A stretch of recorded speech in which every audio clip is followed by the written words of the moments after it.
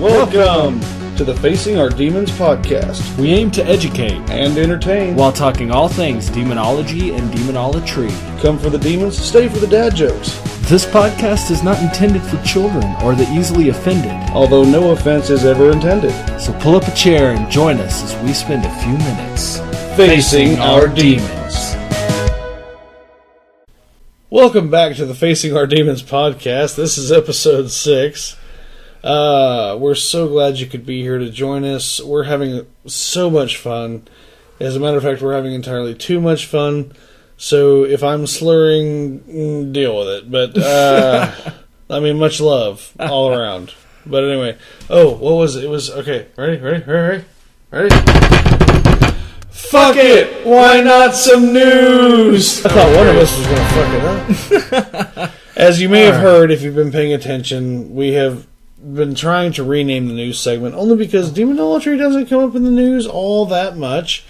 I mean, what we've been doing is tangentially related, and it sounds good, and you can certainly use the information, but fuck it, why not some news? Beej. All right. Well, man, Jay, do we have some good stuff for you today? I fucking hope so. It is nice. So, in New Zealand, a pair of parents recently won the right to name their son Lucifer. And I always thought that was weird. I thought you could name your kid whatever the fuck you wanted. You know, it depends a lot on country and sometimes area inside of a country as to what you can get away with. And I didn't realize that either, which is why we're bringing it up in the news today. Newsworthy. I know, right? But the thing is it's not always this easy. So these parents decided to name their son Lucifer, and they went down in New Zealand to the registrar's office to officially register the name of their son, which happens in the hospitals here. But for whatever reason, that's how it works in New Zealand. So they go down and they're like, hey, we want to name old boy here Lucifer. And the person behind the counter was, can you wait outside, please? Can you give me a moment? I gotta talk to my manager. Which is never a good sign of things going smoothly with bureaucracy. Yeah, so the fight began, and they involved the legal services in their country, and they fought the good fight, and the registrar gave it up and said, okay, fine, you can name your child Lucifer. So there's an example of, you know, getting some traction back from a society that's kind of oppressive on a subject. But in Germany, the same thing happened in 2017. And the German government declared that we will not name children Lucifer in this country. So it does work both ways inside Western civilization today, and that's why we're talking about it. Well, on the former hand, you know, it just sucks how things that have negative connotations due to dogmatic information passed down, blah, blah, blah. I mean, at the end of the day, what does Lucifer mean? Lightbringer? Lightbringer, from the Latin, yes. So why would that be a bad name? It wouldn't if it wasn't for the fact. All these thousands of years of satanic connotations around the name Lucifer, yeah. Yeah. So the issue of whether or not it's okay for you to name your child after something that could be seen by an official bureaucrat as uncool is one of those freedom of religion questions that's present in modern Western society. Well, that's fair enough. My youngest daughter, goat fart. Just kidding, Jenny. I love you, baby. Yeah. A little bit of a fight down at the old registrar's office there, huh? Might have been if I actually tried to name her goat fart. Didn't do it. Yeah, no. Not a terrible dad me. So.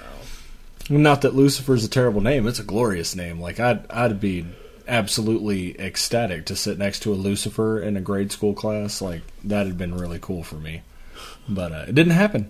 And maybe, you know, looking forward, maybe William James Hamblin here, Lucifer Smith here. This seems very pedestrian that way, doesn't it? And then you always have that one asshole, you know, Earl blah blah blah. Present. Yeah, you know, you knew the asshole that I was going to talk about. Yep. Well, he's an asshole. So yeah, freedom of naming your child whatever you want, still something we're working on, especially in a religious context, as it turns out. Interesting thing for me to learn this week. But there's the first story in the news. And moving on. Was that the first story in the news, or did you hit your other 2 points already? No, that was the first story in the news. We haven't talked about the... Oh, that's right. We've decided to start over. Mm-hmm. I'm going to have to cut all that shit. Database of ancient Egyptian demons has been created to help people sort out the excellence of all of that. Now, it might sound a little weird, a little off-putting there. The database includes dog-headed humans, walking suns, and strange hippo-lion combinations. But these are not demons in the Christian sense. I haven't lost my erection yet. No, right? Here we go. So, excuse me. In the Christian sense, these demons, this entire catalog doesn't represent spiritual entities that were here to fuck your shit up, as we've said in the past, or as I've said in the past. But these were the Daemon Daemons that were actually helpful between... Let's say, so probably not originally referred to as demons, but as Christianization took over and blah, blah, blah, they became demons. When archaeologists in modern times go back and look at this and they want to write a paper that says what they're talking about, and this is the belongs reference in a word. Museum, according to the only archaeologist I know, Indiana Jones. Absolutely. And his lost... never mind, there was a joke there and then I lost it. But the occult has been lacking for serious academic input, and the academic field itself has been doing a really poor job of saying that it's okay for people to believe in woo, or any kind of religious idea being the shorthand there. Yeah. What about woo-hoo? Having come from a brief stint with the Satanic Temple, woo is a phrase in atheist groups use to identify religious thought. It's woo-woo thinking. So it can be a little harsh, I guess, from a theistic point of view to look at it that way. But I'm sure to atheists, it's incredibly harsh to have to be presented with religious anything. So fair is fair. I'll give them that. Well, yeah, if they're not even allowed to touch their woohoo. Not exactly what we're on about. But, this thing has been a problem in academic circles as of late. And it's in several different disciplines. It's something that you can see in many different areas. There's been a PhD student, or an actual doctor of psychology. Let me step right up to where he's at. That I read a post of his on Twitter the other day in 27 parts. Well, that'll take you right where he's at. I mean...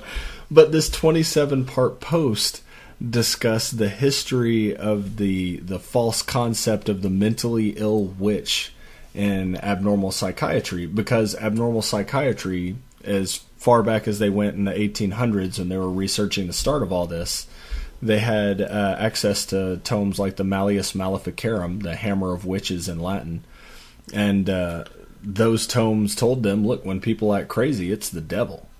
So the very earliest ideas of psychiatry were drawn from these witch hunting books, which are themselves not entirely free of prejudice or really good scientific efforts, right? The hell you say. The hell I say.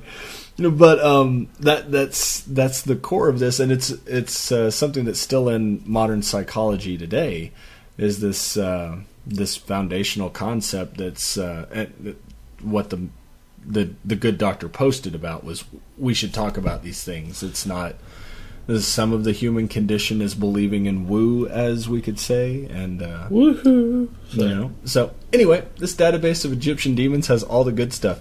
Right here, there's a cheetah with spots and 2 machetes, and he's got like a lion's mane. We were talking about Egyptian demons. But they were to help people, too. They were stuff that people actually sought out. Like, please, machete cheetah lion, come here and protect me from disease and nightmares. And machete cheetah lion was pretty cool, so he did that. So yay demons. Awesome. I know, right? Anyway, for those of you that are interested in enjoying Machete Demon Lion Machete Cheetah Demon. Yep. Yeah. Demonthings.com, DEMONTHINGS.com is where you will find all of these samples of ancient Egyptian supernatural beings. / oh yeah. I don't know why I did that. Yeah, no, but it's good stuff, and I'm glad that we're able to share this with our listeners. And yeah, I'm sure they're having a great time. Well, it's been a wild 11-minute journey for them so far, and we're just now getting to the next official segment. Jay, that right there was the motherfucking news. No way. Fuck it. Why not some news?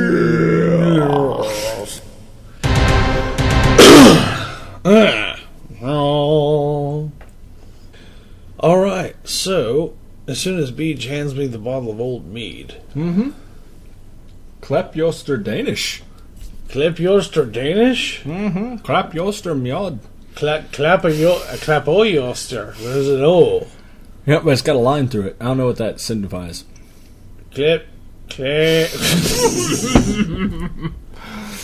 Yeah, whiskey doesn't make that any easier to pronounce, does it? No, not at all. Alright.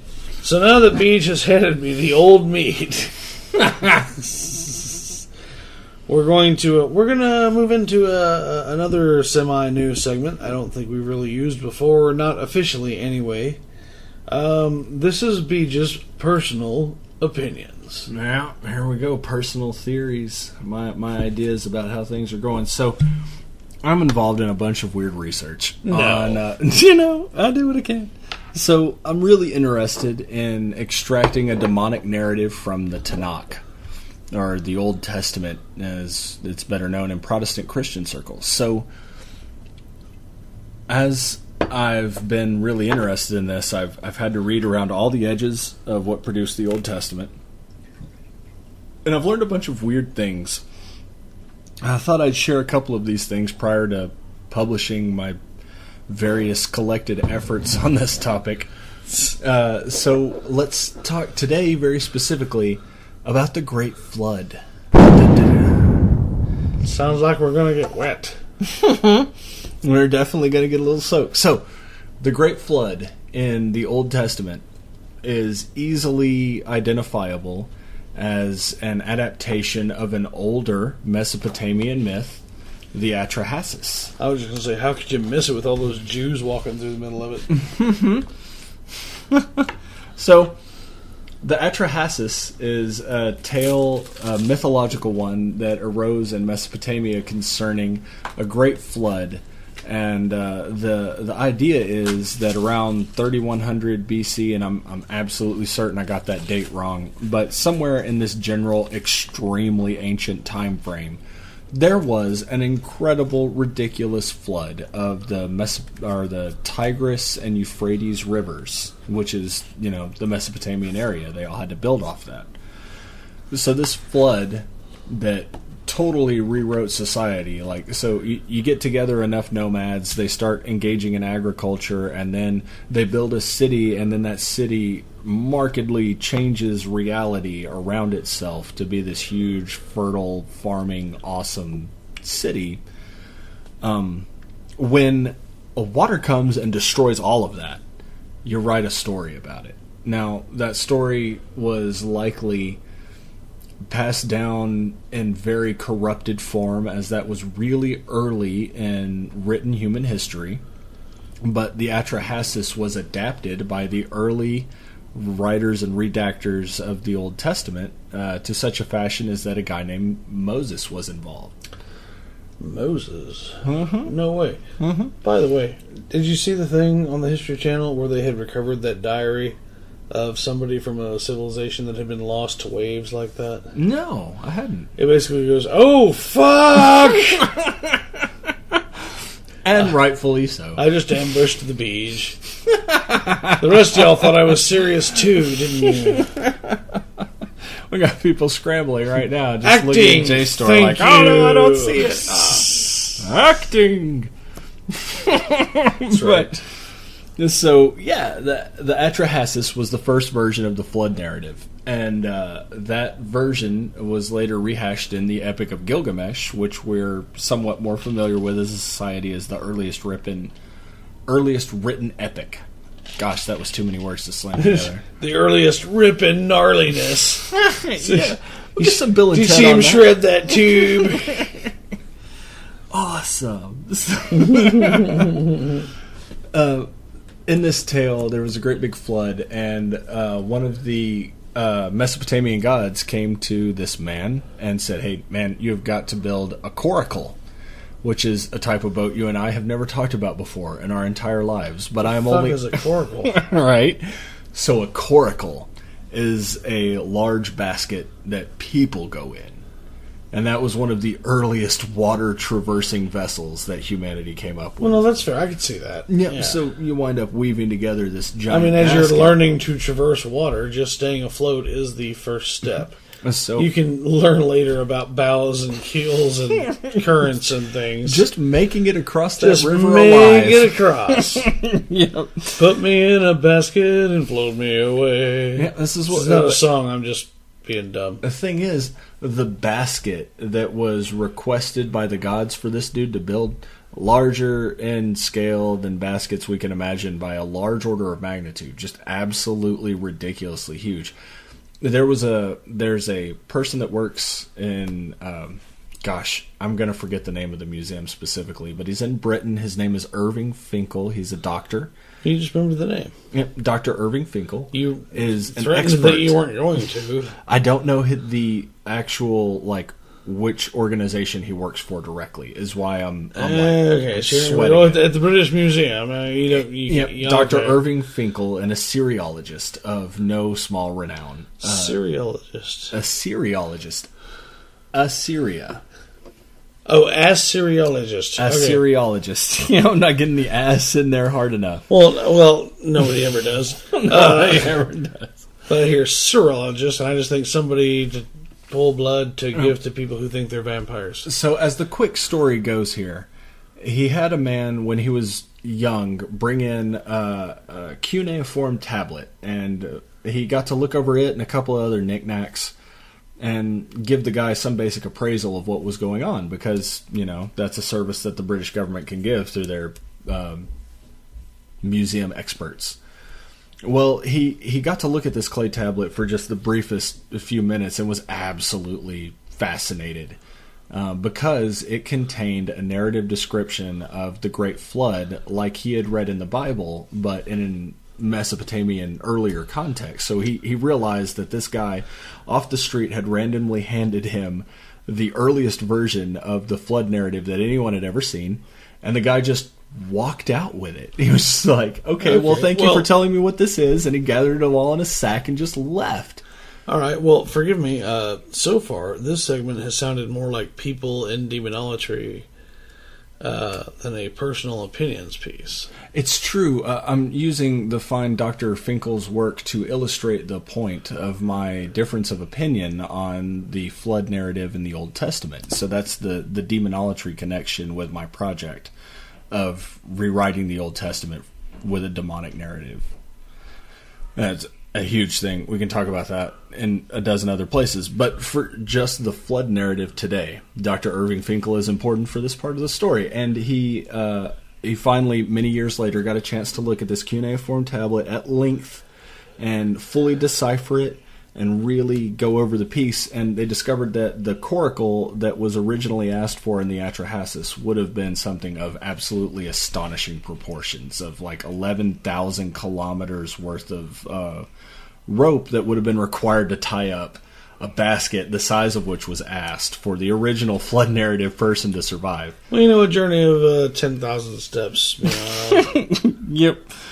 So he actually went to India, and he had a version of this boat built that was 1/100th or 1/20th the size, a very, very small but still insanely large coracle, larger than anyone knows of up until now.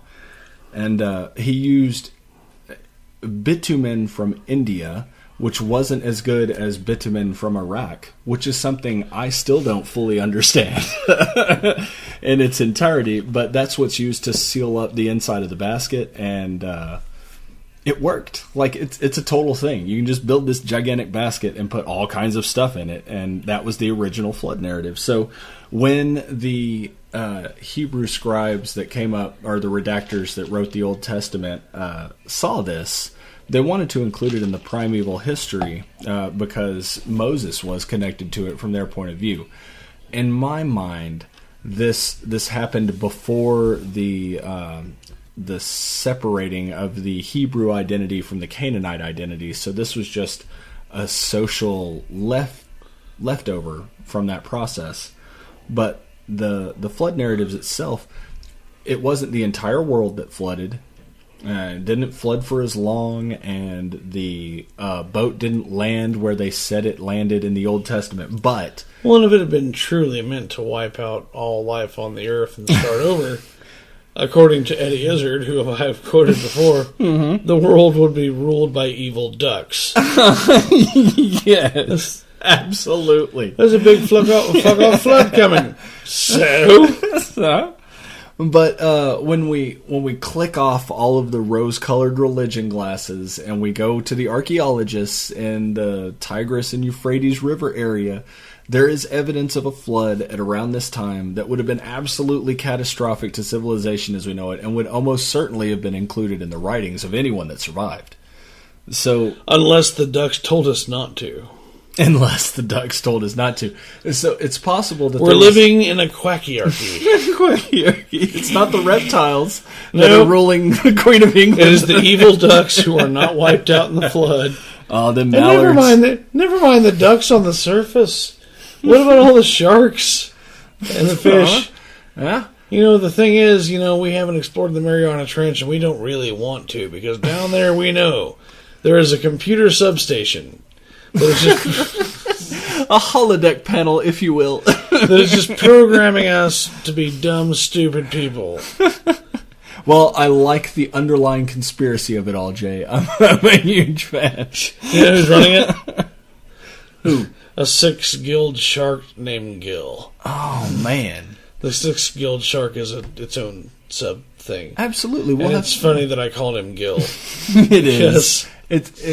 It alludes to the earlier number of gills. He's got one more gill. I don't think the great whites would stop and take the time, personally. No, I don't either, yeah. No. But, so the Atrahasis is amazing. And at the end of the world, it would just say, Le Fin. Le Fin. Accurately so. Très a pro.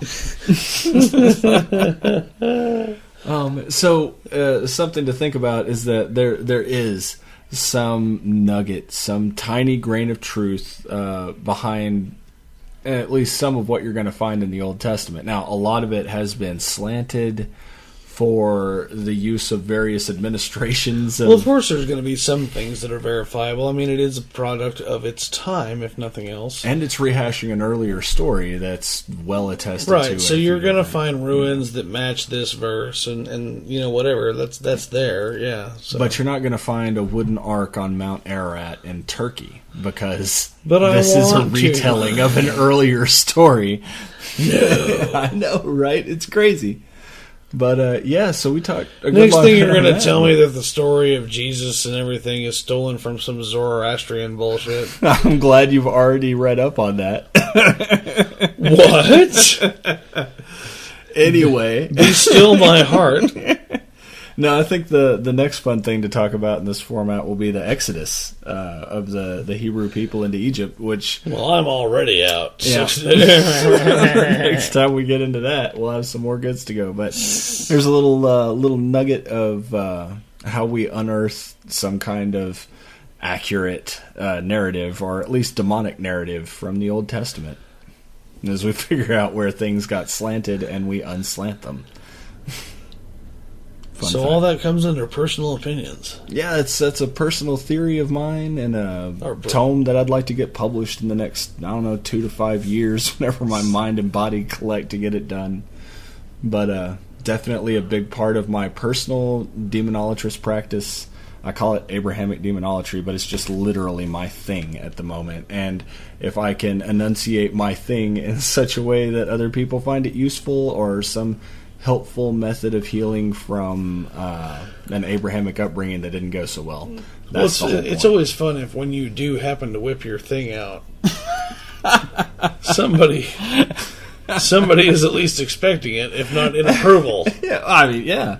You would hope. There are definitely wrong moments. You want the approval. You do. It's a big part of the whole But you're activity, not getting it without at least the expectation.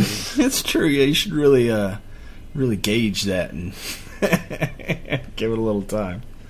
But yeah, there's personal theories for you right there. All right. Yes. Okay, so there's the end of that. Now, we're going to move into a segment I think we did once before so far, and it was Myths and Misunderstandings. Yep, our first episode was the Satanic Panic. Yes, that's what I was just now recalling. So, all right, well, bring it back. Here we go. So, this is something that's come up over and over again in discussions in various forums. The idea of good and evil, and angels and demons, and the concept of just cut and pasting those two right on top of each other. I'm horny already. I mean, sorry. I mean, go ahead. So, coming at it from a ritual practitioner point of view, at one point in my early 20s, I went through a deep phase of interest in the Enochian systems of Dr. John Dees, the court astrologer, and... I'm going to say that's Enochian. Enochian. I've always gone with Enochian. Well, I'm sure that there are many listeners who also watch Supernatural. And if you can't base your proper pronunciation of archaic names and symbols and things, blah, blah, blah, off of a CW show. Yeah. Well, my early 20s was around, 2003. So I definitely got into this before they did. Just a little bit, though. You know, Supernatural's been on for like 14 fucking seasons. It has been a long time. And I was a big fan for the first 5 or 6. Anyway, blah blah. it's good stuff, but blah blah. Yeah, my wife and I are still waiting to finish off the last season. Is where we stopped watching and got onto all kinds of other things. But anyway. So through this working with Enochian, or I'm going to go with Enochian, man. That's just how I do it. Stop it! No, I won't allow it. I will not allow it. Yeah. It is Enochian. So going through this Enochian system. Okay, you got some a-hole who's just determined to mispronounce it. That's where I'm at today. Yeah. Castiel says Enochian. Castiel probably does. And he's an angel. And he's handsome as fuck, too. That's really well depicted on the screen. Oh, so okay, wait a minute now. Huh? Segue. Okay. You got a little pink in your... Hetero-flexible, at least. Okay, just curious. I've never necessarily heard you describe another man as being handsome. Oh, man, did I not show you fucking... I mean, I know I'm handsome, but I just assumed that you... I went through and showed you Pavel Patel, like, years ago. Years ago. Yep. All right. Big, anyway. muscular Russian guy. Is very feminine and a bunch of Patel? That sounds Indian. Pavel Patel, it does. But he is a Russian citizen and probably the most beautiful man alive, my personal opinion. But gorgeous, gorgeous human being. Anyway. So you'd smoke that pole? Absolutely. Okay. Yeah. This is all bonus content. Bonus content. I mean, if it goes full, it goes full. I don't care. I'm it cool depends on how it flows. All right. So, using this Enochian system, I wound up summoning an angel at one point, and the whole interaction. So it has to be one of my most memorable episodes of Ritual Magic. I'm in this woods. I've got a fire going, and I brought myself and my astral temple because I didn't have all of the physical accoutrements for actually practicing Enochian magic in real life. So I go out to this fire, and I sit down, and I meditate, and I get into my astral temple, and I go through the whole process of summoning this angel. And my world imploded for the following 3 months. I felt a presence that was intensely unhappy. with me in general. And so you look and think, I'm going to call for help from the good guys, because at the time that was still my perspective on everything. So you summoned a Jewish mother. I summoned a really unhappy entity, yeah. Was not pleased with me or with interacting with me in any way, shape, form, or fashion, and it messed me up hardcore. Like, it stuck with me well past the ritual and infected my life for weeks afterwards. And that was the first inkling I had that maybe that's not the side of spiritual entities that I should be interacting with, because that was the most miserable, gut-wrenching experience of my life and all of these religious moments that I've had. Although it was very formative in that it wound up kicking me in a direction that has been far better for my overall mental and emotional health than demonolatry. But people have these ideas of good and evil, black and white, that are really encouraged by Abrahamic religion and how it's, practiced in the modern world. And there's so much gray that it doesn't really blot out the really dark and the really light. But I think it's important that we talk about ethics and morality as relates to these subjects, because up until now they've been externally applied by people that don't actually worship these things. So why do you think that you had this negative experience? Why do you think that this was a bad thing?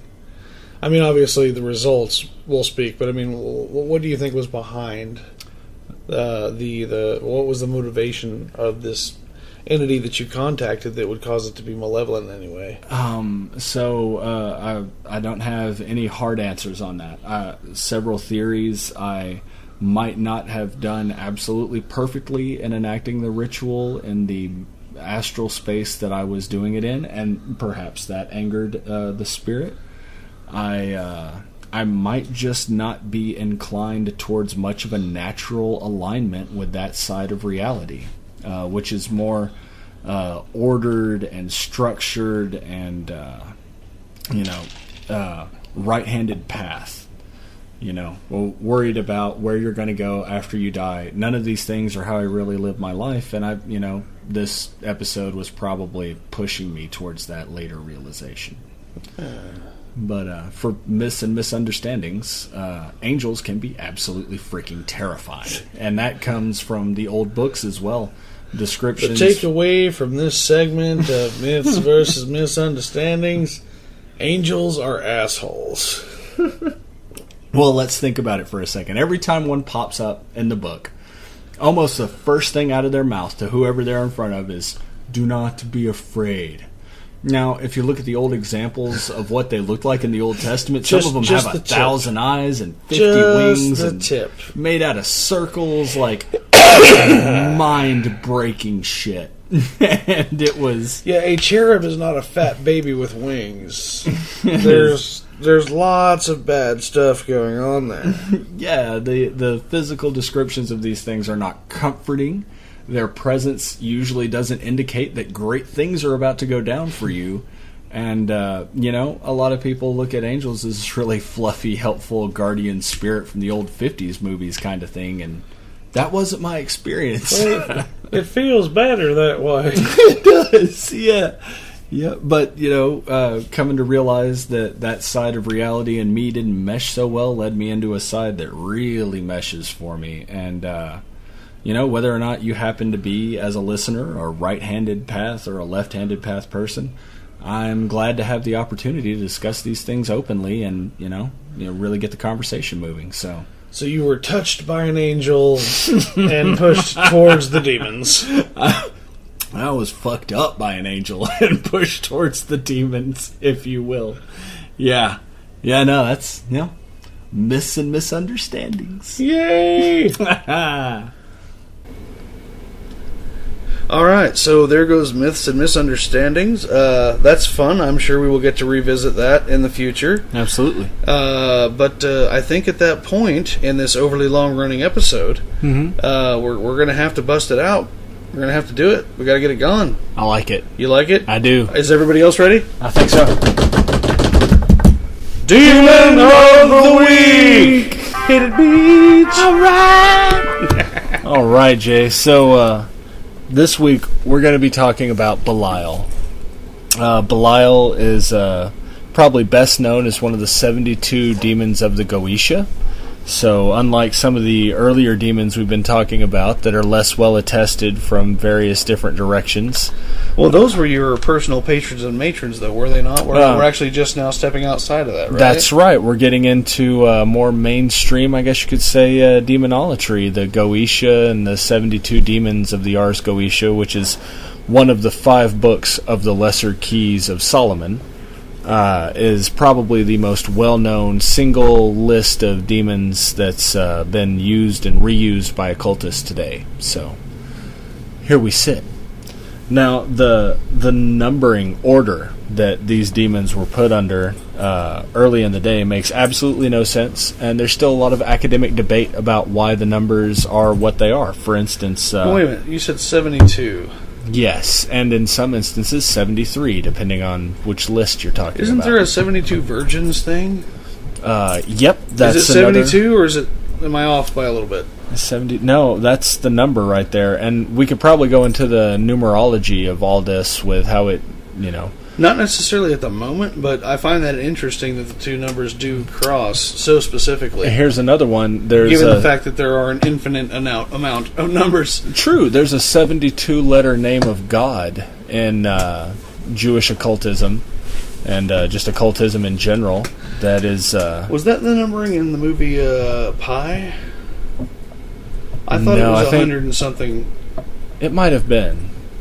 There's anyway, ways to get larger versions. I'm sorry, audience. We're trying to stay more blah, blah, blah, and I'm 72 is an important number. Yeah, 7 and 2. You get 9. Mm-hmm. But the 68th spirit of the Ars Goetia, or the Lesser Key of Solomon, is Belial. And the what now? The 68th. Oh, 68th. I'm sorry. Yep. 6'8". His rank in the hierarchy of hell in that book is a king. So it says here by Wire, who is one of the guys that really talk through all this, that he's created next after Lucifer. So his rank is way up there. He's one of the people in charge of hell, as according to the Lesser Key of Solomon. And they all have really unique visual characteristics when you talk about goetic demons. You'll get demons that look like anthropomorphic monkeys. You'll get them with multiple heads of different animals on a human body, or you'll get a demon that looks like an angel that just happens to be with an alligator or holding a sword. Or so. Sorry. I'm just imagining a totally angelic angel just sitting there holding an alligator erect by the tail. Oh, that's not an angel. I'm going to smack you with this alligator. Yep. Don't be afraid. I'm going to smack you with this reptile. Demons don't fear the Reaper. They do fear my fucking alligator. So, in the Goetia, it's a common numerical value that each one of these demons is in control of a certain number of legions from hell. Legion being an old school term from the Senatus Populesque Romanus. For a fuck ton. Yeah, the old school Roman Empire had legions of 5,500 people. Right, so what, a couple battalions? Yeah, it is pretty much 2 battalions in modern USMC terminology. Yeah. So about, 3 clusters? Well, we could definitely get into the tabletop usage, but that's not also, right. Yeah, because the cluster's only 15 mechs. No, a cluster's 75 full out. Right. No, here's a BattleTech term. Everyone. On. Yeah, it goes. give me the 5 numbers. It goes. You've got your star of 5. You've got 3 stars in a trinary. You've got 3 to 5 trinaries in a cluster. Right. So that's 15, 15, 15. So yeah. Yeah, it's a fuck ton. 75 with a 5 trinary cluster, and then 3 to 5 clusters per galaxy. At this point, I feel I need to do it, dear listeners. Dear listeners, the past 2 minutes have been brought to you by BattleTech, a tabletop strategic war game originally produced by FASA that Beej and I spent many of our formidable years nerding out to for far too many hours. Really hardcore. If you are further interested in this subject, you have Google Battletech. Check it out. Check it out. All one word. It is great shit. Oh, yeah. And back to our normally scheduled llamas. Ahoy. Ahoy! 50 You know I'm going to put that in there. I'm going to do it after our fucking references to it. Right. There it is. Fuck it. 50 legions of spirits for Belial. Right? So, each of the demons in the Goetia also has a number of things that they teach people. And there's a really good book called Forbidden Rites, a Necromancer's Manual of the 15th Century by a guy named Dr. Richard Kaikeffer, I believe is how I pronounce that last name. Kaikeffer? Kaikerabbit. Genius guy. Cannot recommend his work enough. But in that book, he talks about how he's studying this one particular manual called the Munich Manual of Demonolatry. I kind of found it more interesting when you stopped and just said he's studying this one particular man. You will. Yep. So, all right. I mean, I'm down. Whatever. So while talking about that, he did research surrounding all the various topics, and there was a list of demons in this book that roughly translates to the list from the Ars Goetia. And he compiled all the various things that these demons teach, or the powers that they grant to people that approach them. And by far and wide, more than anything else, despite the fact that you get some really, really wild powers out of these guys, like can construct illusionary castles and can make horses that will fly and go anywhere instantaneously, and will create love between men and women. Even with all of those things that you'd imagine, like what are people going to ask demons to do? The biggest single thing that these demons did was teach. They taught the liberal arts. They taught astrology, astronomy at the time.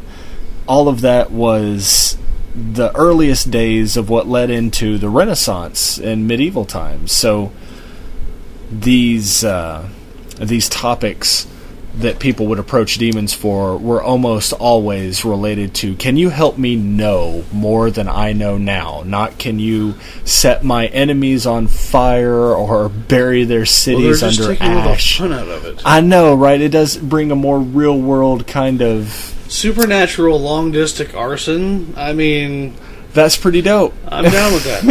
As long as they don't have kids. Yeah, But in fact, it needs to be a day when only the asshole that you want to kill is home. Because, I'm sorry, limits and collateral damage. Oh, absolutely. We're not firebombing Dresden here, which was a war crime and which we'll never pay for, but we should. Anyway, separate topic.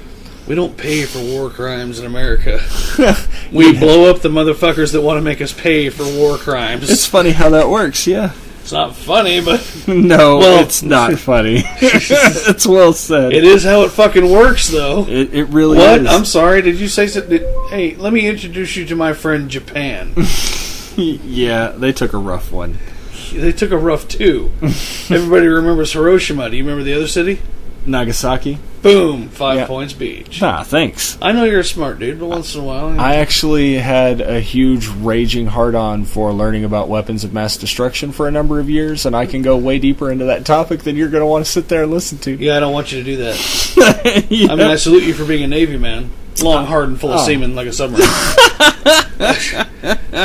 I'm glad you laughed at that, because everybody else is going to go, I heard that joke in 3rd grade. You know what? So did I. One of the fellow leaders of the Temple's a Navy man. I'm sure he is. Yeah, he's a good guy. Hard-working, excellent human being. Plenty of semen jokes, I'm sure he's come across in his days. There's probably one he hasn't. Maybe. Well, what I would say, there probably isn't one that he hasn't probably come across as a seaman. All right. So Mother, if you're listening to this episode, I apologize. There's the pile of innuendo to kind of break up the academia there. I warned her, though. I did. No, I mean, it's important. It's a full-service station here. We got it. Coming and going. They can pump my gas. Anyway, they are. So the reason that I selected Belial for this week is we got outside of my matron and patron demons after covering all 5. Right. And we're probably going to go back and put some more detail as some of the feedback we've already gotten from listeners that they enjoy the rollicking, fun, good times. But there are more than one listener out there that would have liked to have heard more about, say, Lilith, for instance. So that's a topic Mom, if you're listening. It's a topic we'll be revisiting. And I'm always down to talk about things we don't get a chance to cover in full, but the reason that I selected Belial, stepping outside of the patron and matrons, is the leadership of the temple actually decided that we wanted to, as a group, engage a couple of spirits to help us as we are actually building this thing from scratch. It's 6 months old. How's that working out for you? Well, we just started the process this last week, and already I've had even better dreams and really firmer ideas when it comes to what I need to be doing for the temple and what the next piece of the puzzle is, and it is really a labyrinth of tasks. So having someone, or actually 2 spirits, and we'll cover the next spirit next week, but having these spirits that we can reach out to collectively as regards leadership issues inside the temple has been a really nice focusing activity for us. And Belial has an even neater history going back beyond just the Goetia. Belial was originally spoken of in Hebrew when they made the transition from monolatrous to monolatry. Belial. Definition? Monolatrous is a belief in multiple gods but a preference for one. And monolatry is a belief in one God, period. Okay. So that was part of the transition that Hebrew religion made. I was about to be all like, no, poly means multi, and then you were like, oh, wait, blah, blah, blah. You're right. Extra fun fact there. And we're slicing some really fine linguistic hairs talking about religion like we are right now. So these are not your average terms. Well, in my experience, a lack of hair in some places is a good thing. You know. So it comes from Hebrew, 4 characters in Hebrew, 2 of which meant without, and the other 2 meant to be of value. So Belial is without value. He is, in the most direct Hebrew translation, a worthless individual. Ouch. I know, right? So why? Why would you come up with a term for worthless individuals? And for this, we need to step sideways into something we're all living in today and talk about propaganda for a minute. Because the earliest version of the Bible was, in fact, organized propaganda for a certain king of the United Kingdom of Israel around 800 BCE. And King Hosea was actually the king of Israel when they started writing the Old Testament. There's a story about them finding old scrolls during the reign of King Hosea. But getting really tangential to the task here. What was I saying? And we tend to lend such credence to all those old scrolls, like the Dead Sea Scrolls, whatever. What if the dude that left him there was just some a-hole? And that is part of the trick. The Dead Sea Scrolls are not mainstream Hebrew thought. They are an ascetic, a separatist sect of ancient Hebrew belief. And that's why we have those scrolls. I'm just wondering if they come down to nothing more than for a good time call. And not all of the literature is so religious. But because they survived for so long. Yeah. That right there is canon. 8675309. Yeah, this is what we're talking about. That was actually some decent harmony on that last note. It wasn't perfect, but fucked up as we might be. We gave it a little shot there, yeah. Alright, I'm sorry. But Belial, as pulling that name apart in Hebrew is to mean a worthless person. You find other references in the Bible to it, where people that are just uncool in popular opinion in the kingdom at that point were referred to square daddy-o? At various points, homosexuals, idolaters, there's a great many different groups that wind up getting corralled in with a term like the Sons of Belial or people of Belial. So, worthless people. These are worthless people. Is the message you get over and over by going through the old school translations. You not like us, you this, you fall under this. The outsiders. Yeah, on the super simplistic side of it, whatever it was that they didn't agree with or that was different, you are now part of this group of unapproved of individuals. No matter what your graying difference was, you are different. You are now this. Absolutely. Yeah. And these methods of labeling people as outsiders, I mean, that right there is the bread and butter of propaganda. So when you can determine who's doing the wrong thing, you can browbeat everyone who's willing to listen to the quote-unquote right thing into doing what you should be doing with the fear of the outsider. I almost feel like there's a country that's famous for that. Yeah, somewhere. So. I mean, I could be wrong. So this is also the first time I believe that we've noticed, or that we've said the name Lucifer in a serious context. Sorry, I don't know where it came from. Yeah. It's like you said a word and it just... Yeah, I'm sorry. Yeah. I'm sorry, go ahead. So, what were we talking about? We haven't really approached the topic directly of Lucifer. And, It's still funny. It's still there. Sorry, okay. So, there's people that's probably wondering about that. And the reason we haven't done it is because that is a huge topic. And it's a huge topic made so more by what Lucifer has become in our minds than by what Lucifer actually was originally. And right, but like exactly as you say, as it has become to be represented in our minds, regardless of the actual role here or there, the figure and the influence and the cultural zeitgeist of Lucifer is such a huge thing. You're goddamn right. It's going to be a big episode because we're going to have to adjust every bit of that too. Yeah, the myths versus the misunderstandings and everything else. We're going to have to do all that. Absolutely, we can do an entire. And if you join episode. our $5 Patreon tier, no, I'm kidding. I'm totally joking. It's not an exclusive thing. We will do it eventually. It's all good. I like to joke about that because I love listening to so many content creator things, and I do support the ones that I can, but after a while, I get it, listener. I totally do.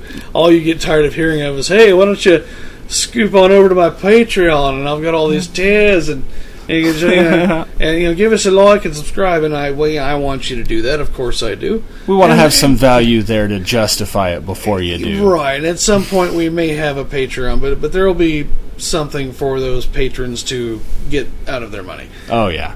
Anyway, so here in a second I want you to listen to Beej, but before that I want you to go to patreon.com. Alright, I'm done. I've milked it. I have milked it. Yeah. This cow is squirting dust. Put a little extra on that. Yeah. So this is the whole reason why you can imagine Belial has a very powerful presence in the modern demonolatry and occult community, because when you look at the bare bones, like basic origins of what Hebrew religion was that then later led into Christianity and Islam, but when you go back to the very freaking beginning in as pure a sense as we really can, what we find is that even then, at the very beginning, before all the extra things got heaped on top of the various ideas and thought that was poured into the religion, at the very beginning there was an outsider.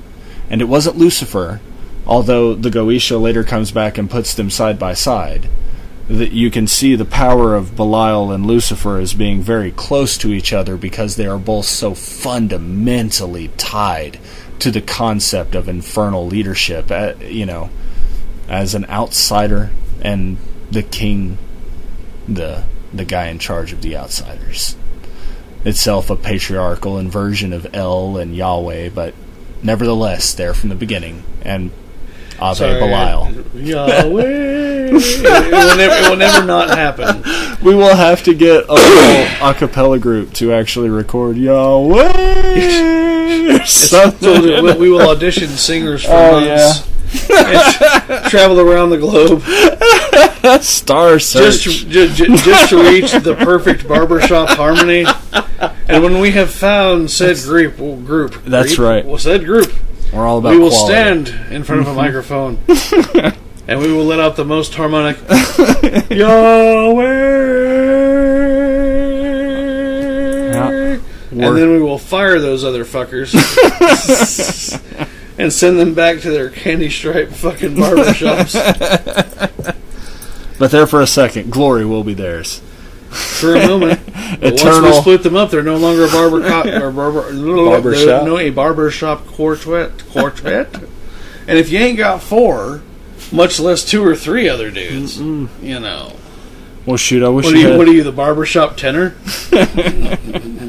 Wish you had something. I want to go back to Dixie. Oh, back to Dixie. Where's all my fucking harmony? So, I know we can circle back and cover more of this later, but that's Belial, Jay. Okay. I'm glad I learned all of that information that I will totally retain. Chiseled into the soul, really. At some point. Well, shit, does that bring us to the end of episode 6 at this point? We've done 6 episodes. So it's our first 6. Yeah. So once we've done 12, that'll be 2 6s, and 18, that'll be 3 6s. Yeah. And then we can really get down. Oh, yeah. Because that'll be 6 and 6 and 6. No vocal effects there, that was just my shit. Although, I gotta come up with something. I always do something for the reversing. Oh, yeah. Sing a jaunty tune. A jaunty tune? Oh, yeah. I'm not French. If you want a jaunty tune, I'll give you a little bit of something from 20,000 Leagues Under the Sea. But that's going to be a little bit of Kirk Douglas. Alouette, jaunty alouette. No, fuck your French alouette. I said Disney's 20,000 Leagues Under the Sea. Oh, yeah, I ain't got that. Kirk Douglas. No. With a turtle shell guitar. Not that talented. Ooh, slash down Malbrook, Sour, Snow, Snake, and Race, Cabello. Down, Lord, Malbrook, with the shift, and the top. Ooh, Snow, Cabello, was the Cabello.